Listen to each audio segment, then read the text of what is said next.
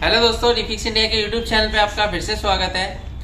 आज की वीडियो में हमारी जो क्लास चल रही है वो पावर सप्लाई से रिलेटेड क्लास चल रही है और हमारे पास एक सेट भी आया हुआ है जो कि पावर की प्रॉब्लम है इसके अंदर। तो ये हमारे पास कस्टमर से सेट आया हुआ है और इसको हम रिपेयर करेंगे पूरा लाइव। तो साथ साथ में हमारा रिपेयरिंग का काम भी चलता रहेगा और हमारी क्लास भी चलती रहेगी। तो जैसे कि आपने यहाँ पे देखा था, मैंने आपको पावर सप्लाई के बारे में समझाया था, तो सबके समझ में आया ये चीज?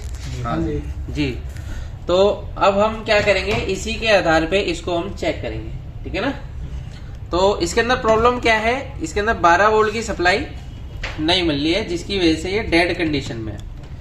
तो जब हमारा सेट, जब हम पावर लगाते हैं, यहाँ पे आप ये देख सकते हो पावर है पूरी लगी हुई है और यहाँ पे हम वोल्टेज भी चेक कर लेंगे, इनपुट एसी वोल्टेज भी चेक करेंगे। और यहाँ पे पहले हम देख लेते हैं, जब भी हम सेट पे पावर लगाते हैं तो हमारा सेट क्या है, स्टैंड बाई में आना जरूरी है। और जब ये स्टैंड बाई में आ जाता है तो हमारे को ये कंफर्म हो जाता है कि हमारा पावर सप्लाई ओके है। अगर आपकी पावर सप्लाई में दिक्कत है तो ये इंडिकेटर नहीं जलेगा, ठीक है ना। इंडिकेटर नहीं जलेगा जिसकी वजह से हमारे को कंफर्मेशन हो जाएगी प्रॉब्लम पावर सप्लाई में। जैसे क्या है, अभी आया, अब प्रॉब्लम पावर सप्लाई में है तो ये इंडिकेटर बिल्कुल भी ग्लो नहीं करेगा। अभी हम चेक कर लेते हैं। सबसे पहले यहाँ पे आप ये देखोगे, हम एसी करंट चेक करते हैं, इनपुट वोल्टेज चेक करेंगे। तो इनपुट वोल्टेज हमें क्या मिलना चाहिए, 240, 220 से 240 के बीच की सप्लाई मिलती है। यहाँ पे आप ये देख सकते हैं मिल रही है, ठीक है ना। अभी ये जो सप्लाई है ये तो ओके है यहाँ से। अब हम क्या करेंगे, ब्रिज रेक्टिफायर से जो हमारी सप्लाई निकलती है आउटपुट, तो वो कहाँ पे आती है, मेन फिल्टर पे आती है। तो मेन फिल्टर पे अगर हम देखेंगे तो मेन फिल्टर हमारा ये आ गया। मेन फिल्टर पे डीसी वोल्टेज बनता है। तो यहाँ पे अगर हम डीसी वोल्ट चेक करते हैं तो क्या वोल्ट बन रहा है यहाँ पे, 340-41 के अराउंड यहाँ पे वोल्टेज बनता है, ठीक है ना। तो यानी कि हमारा जो ईएमआई फिल्टर है, यानी कि यहाँ पे आप ये देखेंगे, ये EMI filter bridge rectifier 100% okay है अगर यहाँ पे 300 वोल्ट बन जाता है तो। अब हम आगे बढ़ेंगे। आगे बढ़ने के लिए सबसे पहले यहाँ पे आप ये देख रहे हैं क्या लगा हुआ है, एसएम ट्रांसफार्मर। एसएम ट्रांसफार्मर का काम क्या है, ये स्विचिंग करता है जिसकी वजह से हमारा वोल्टेज बनता है। तो यहाँ पे आप ये देखोगे, सबसे पहले हम ये मॉसफेट जो लगा हुआ है इसके ड्रेन पे वोल्टेज चेक करते हैं। तो ड्रेन पे वोल्टेज क्या मिलना चाहिए हमारे को, 340। जितना वोल्ट आपका मेन फिल्टर में बन रहा है उतना वोल्ट हमें मिलना चाहिए। देखो क्या दिखा रहा है यहाँ पे, 0 वोल्ट दिखा रहा है। तो जब तक मेन जो हमारा एसएम ट्रांसफार्मर है, एसएम ट्रांसफार्मर से और हमारा मॉसफेट के ड्रेन पे सप्लाई नहीं आएगी, क्या तब तक हमारी सप्लाई काम करेगी? नहीं करेगी, क्योंकि ट्रांसफार्मर ही स्विचिंग नहीं करेगा। ट्रांसफार्मर पे क्या जा रहा है, डीसी करंट जा रहा है। ट्रांसफार्मर डीसी पे तो काम करता ही नहीं है, नहीं करता। उसको क्या करना पड़ता है, ऑसिलेशन कराना पड़ता है। जब आप ऑसिलेशन कराओगे तो मॉसफेट लगाना पड़ता है। मॉसफेट के ड्रेन पे आपको सप्लाई देनी पड़ती है। जैसे कि यहाँ पे आप ये देख रहे हैं मॉसफेट लगा हुआ है, इसके ड्रेन पे सप्लाई आ रही है। तो कई बार क्या होता है, इसके बीच में यहाँ पे कॉइल भी लगी होती है, कई बार डायरेक्ट कनेक्शन भी होता है। तो हो सकता है कि हमारी वाइंडिंग खराब है, या हो सकता है कि इसके बीच में कॉइल है वो खराब है। जब तक यहाँ सप्लाई नहीं आएगी तब तक ये कॉइल हो सकता है खराब है या क्या है। इसकी कंडीशन में क्या है, हम पहले पावर निकालते हैं और इसको चेक करते हैं।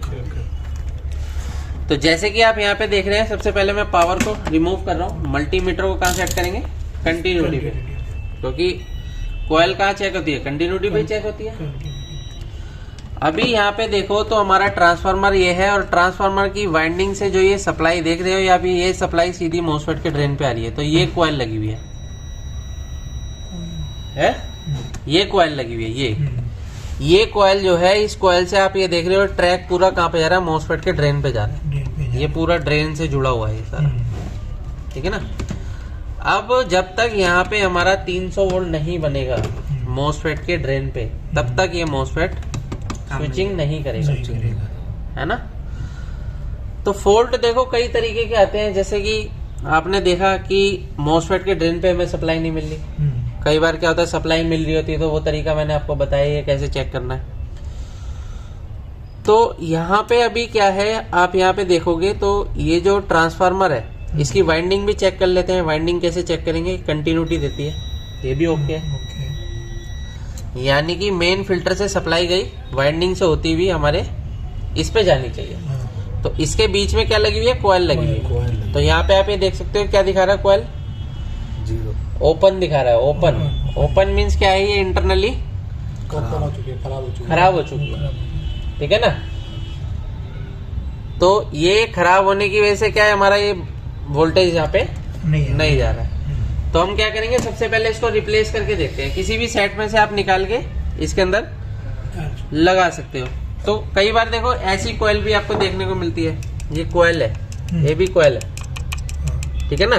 तो ये भी हम लगा सकते हैं अगर आप लगा सकते हैं तो, नहीं तो एसएमडी शेप में भी हम कॉइल लगा सकते हैं। तो एसएमडी शेप की कॉइल देख सकते हैं, दूसरा बोर्ड, ठीक है ना। तो अभी हमारे को क्या करना है, सबसे पहले कॉइल को फाइंड आउट करना है कि कॉइल हमारी कहाँ लगी हुई है। अभी देखो इस वाले सर्किट के अंदर देखोगे तो यहाँ पे ये हमारा है ट्रैक, है ना।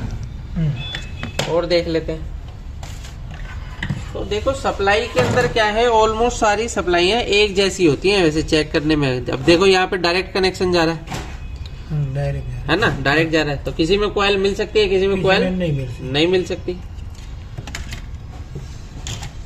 यहाँ पे भी देख लो, इसके अंदर क्या है, इसके अंदर भी कॉइल नहीं है। देखो डायरेक्ट कनेक्शन आ रहा है, आ रहा इस ट्रांसफार्मर से डायरेक्ट आ रहा है, ठीक है ना। तो अभी हमारे को क्या ढूंढना है, कॉइल ढूंढनी है, और यहाँ पे कॉइल पहले लगानी है, और फिर हमारे को सिचुएशन देखनी है कि हमारे इसकी क्या सिचुएशन है। कॉइल नहीं है तो आप डायरेक्ट भी कर सकते हो, उसको डायरेक्ट भी कर सकते हो, ठीक है ना। तो मैं तो देखो जो कंपोनेंट खराब होता है वो लगाने की कोशिश करता हूँ ज्यादा से ज्यादा, ठीक है ना। जुगाड़बाजी वाली करते हैं हम लोग। ये छोटी कॉइल है, एक मिनट दिखाओ। तो कोई दिक्कत नहीं है, हम क्या करते हैं फिलहाल टेस्टिंग के लिए मैं आपको दिखा देता हूँ, जंपर लगा के दिखा देता हूँ, ठीक है ना। फिलहाल के लिए जंपर लगा देंगे, फिर हम कॉइल बाद में लगाते रहेंगे, ठीक है ना, नहीं तो वीडियो ज्यादा लंबी हो जाएगी। 3 तो जैसे कि दोस्तों यहाँ पे आप ये देख सकते हैं, मेरे को कॉइल मिल गई है। वैसे यहाँ पे आप ये देखेंगे, ये आप ये देख रहे हैं ट्रांसफार्मर, और ट्रांसफार्मर की लाइन में आप ये देखेंगे, है ना, मोसफेट के पास में बीच में कॉइल लगी हुई है। इस कॉइल को हम रिप्लेस करते हैं सबसे पहले। तो रिप्लेस करने के लिए हमारे पास पेस्ट फ्लक्स अच्छा होना चाहिए, ठीक है ना। सबसे पहले मैं पुरानी कॉइल को रिमूव कर लेता हूँ।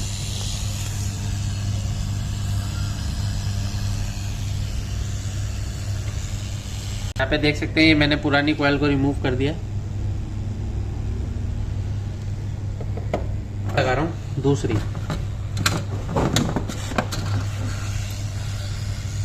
आपका हाथ बिल्कुल साफ होना चाहिए कंपोनेंट को निकालने लगाने में, ठीक है ना। ऐसा ना हो कि आप पार्ट्स तो निकाल लें, लेकिन कई बार क्या होता है कि बोर्ड जल जाता है, ठीक है ना। तो इस पे आपको बहुत प्रैक्टिस करनी पड़ेगी। ये देखो निकल गया। इसको निकालने लगाने के लिए क्या है, प्रैक्टिस आपको करनी पड़ेगी। इसको बोलते हैं हैंड स्किल। हैंड स्किल जितनी अच्छी होगी उतना काम आप परफेक्टली कर सकते हैं। तो यहाँ पे मैंने इसको लगा दिया, ठीक है ना। कॉइल को मैंने यहाँ पे फिक्स कर दिया है, यहाँ पे आप ये देख सकते हैं, ठीक है। तो अभी देख लेते हैं कि कॉइल हमारा क्या दिखा रहा है। आ रहा है बीप, यहाँ से कनेक्शन मिल गया। तो थोड़ा सा हम ठंडा होने देते हैं। पावर सप्लाई के अंदर जब भी आप काम करते हैं, तो अगर पावर सप्लाई में टेम्परेचर ज़्यादा है, हीट है, अभी आपने एसएमडी का यूज़ किया और आपने सप्लाई दे दी, तो कंपोनेंट शॉर्ट होने के चांस होते हैं। तो इसलिए पहले हम इसको क्या करेंगे, ठंडा करने का वेट करेंगे, ठीक है ना। अब थोड़ा सा टेम्परेचर हमारा डाउन हो चुका है, ज़्यादा गर्म नहीं है, ठीक है ना। तो अभी हम पावर लगा के चेक कर सकते हैं। ये तो थी नॉर्मल पावर सप्लाई। अभी तो पावर सप्लाईयाँ बहुत सारी आती है मार्केट में। कई पावर सप्लाईयाँ देखने को मिलती हैं जिसके अंदर पीएफसी सर्किट भी होता है, ऑसिलेशन सर्किट भी होता है, बहुत सारे सर्किट होते हैं। कई टेक्नीशियन भाई होते हैं जो कंफ्यूज हो जाते हैं देख के, क्योंकि उनको क्या होता है, नॉलेज प्रॉपर तरीके से मिल नहीं पाती, या फिर वो पूरी तरीके से ट्रेस नहीं कर पाते। अगर आप भी LCD LED टीवी रिपेयर की ट्रेनिंग लेना चाहते हैं तो नीचे दिए गए कॉन्टैक्ट नंबर पर कॉन्टैक्ट कर सकते हैं, जिसके अंदर हम आपको कंप्लीट ट्रेनिंग कराते हैं। Power supply, motherboard, software, hardware, panel complete repair करना आपको सिखाते हैं लाइव प्रैक्टिकली। जिस तरीके से इन सब की क्लास चल रही है इसी तरीके से हमारी क्लास चलती है, जिसमें आपको पूरा प्रैक्टिकली आपको सीखने को मिलेगा। तो चलो अभी हम इस पर क्या करते हैं, पावर लगाते हैं। और पावर लगाने के बाद देख सकते हैं यहाँ पे, ये देखो क्या आ गया, इंडिकेटर आ गया है ना, स्टैंड बाई लाइट ऑन हो गई है। तो अभी हम ये देख लेते हैं। पहले देखो वहां पे वोल्टेज नहीं बन रहा था, है ना। क्यों नहीं बन रहा था? क्योंकि वो कॉइल ओपन थी, कॉइल ओपन हो गई थी। और यहाँ पे आप ये देखोगे मोसफेट के ड्रेन पे अगर हम देखते हैं, यहाँ पे देखो आ गया वोल्टेज। पहले यहाँ पे आ रहा था वोल्टेज, नहीं आ रहा था, ठीक है ना। और अगर हम सेट को अभी ऑन करते हैं तो सेट को ऑन करके देखते हैं। इसलिए हमारा ये जो सर्किट है ये कंप्लीट होना जरूरी है। ये अगर आप अच्छी तरीके से जान लेंगे तो पावर सप्लाई कोई भी हो बहुत आसानी से रिपेयर कर सकते हैं, ठीक है ना। तो हमारे ट्रेनिंग लेने का यही फायदा होता है, सारा कुछ प्रैक्टिकली देखने को मिलता है। आप देख सकते हैं हमारा सेट ओके हो चुका है। और यहाँ पे देखिए नो सिग्नल लिख के आ गया। तो ये हमारे पास मैकेनिक से सेट आते हैं रिपेयर होने के लिए, ये भी मैकेनिक का है सेट, ठीक है ना। तो इस तरीके से दोस्तों किसी भी पावर सप्लाई को आप आसानी से रिपेयर कर सकते हैं। उम्मीद करता हूँ आपको वीडियो पसंद आए तो वीडियो को लाइक करें, शेयर करें, कमेंट करें। Thank you friends.